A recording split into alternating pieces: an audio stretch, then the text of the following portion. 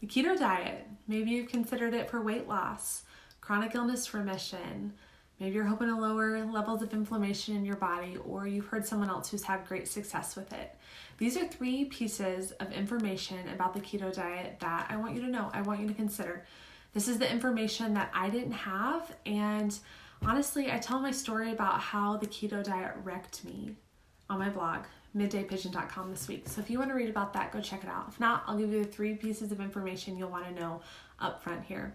Number 1, keto doesn't actually help you lose weight. You might lose inflammation initially when you ditch those processed carbs, refined sugar, or you might just be losing the weight or the water that goes along with carbohydrates in your body. When you restrict carbohydrates severely, you're going to lose some water in your body. You're going to lose some weight. It's not going to help you lose that visceral organ fat or the body fat that's holding you back from healing.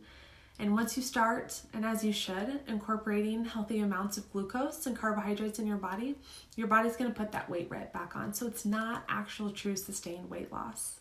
Number 2, the keto diet is only medically indicated and used short-term, very short-term, for seizing patients or epileptic patients. There's not a lot of research, hardly any, looking at what it does to vital organ health in the long term. In my story, I talk about this. I talk about how I could feel my liver under my rib cage in the height of my chronic illness journey because of the keto diet and the strain that it puts on the body. And number 3, the keto diet actually increases cortisol in your body. So a lot of us, we look to it, we're thinking, oh, this will help us heal our chronic illness, lose weight, lower inflammation. It's going to do the opposite long term. Short term, you get rid of processed carbohydrates or even have a calorie restriction or just removing carbohydrates in general, you're going to see weight loss. You're going to see some levels drop, but long term, your cortisol production is going to increase. How does this work? This works by a process called gluconeogenesis that takes place in the liver. And if you're chronically ill, your liver cannot take any more heat or stress.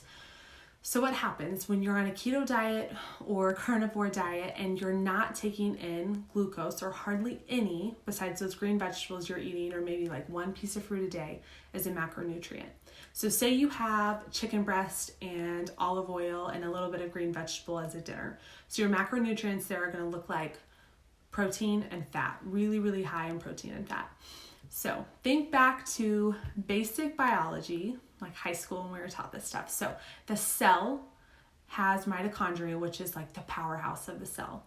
The mitochondria make ATP, which is like the body's fuel. The body's preferred source of fuel is glucose.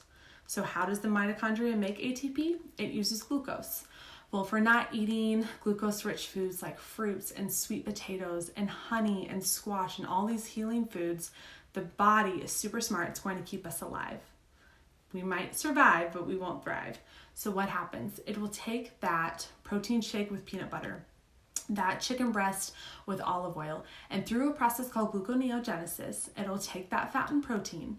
It'll convert it to glucose in the liver. This is really a straining process in the liver, and it will give you glucose. But for every 1 molecule of glucose that this process gives you, it's going to give you 2 in ratio about of cortisol.